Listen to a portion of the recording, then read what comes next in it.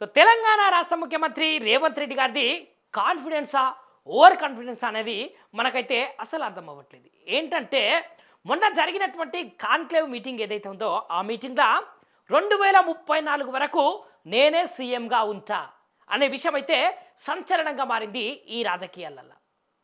మరి నిజానికి కాంగ్రెస్ పార్టీలో నాయకులు లేకనా, మరి కాంగ్రెస్ పార్టీలో ఆయన కంటే సీనియర్ నాయకులు లేరనే కదా ఇంత కాన్ఫిడెన్స్గా చెప్తున్నాడు. మరి ఆయన వెనకాల ఒకవేళ ఉంటేనేమో రాహుల్ గాంధీ గారు ఏమైనా ఉండాలి, లేదంటే బీజేపీ పార్టీకి చెందినటువంటి ప్రధాని నరేంద్ర మోదీ గారైనా ఉండాలి. మరి జనాలారా ఒక్కసారి మీరే ఆలోచించండి.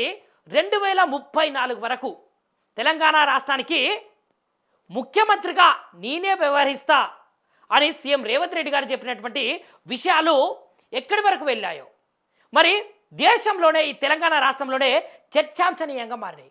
మరి ఇంకొకటి, మరి ఇదే కాంగ్రెస్ పార్టీలోకి వెళ్ళి ముఖ్యమంత్రి అయితా లేదంటే వేరే పార్టీలోకి వెళ్ళి ముఖ్యమంత్రి అయితా అనే విషయాలు ఏం ప్రస్తావించలేదు. మనము ఇక్కడ ముఖ్యంగా గమనించాల్సిన విషయము ఇదే. మరి జనాలారా మీరేమనుకుంటున్నారో ఒక్కసారి కమెంట్ సెక్షన్లో కమెంట్ రూపంలో మాకైతే తెలియజేయండి.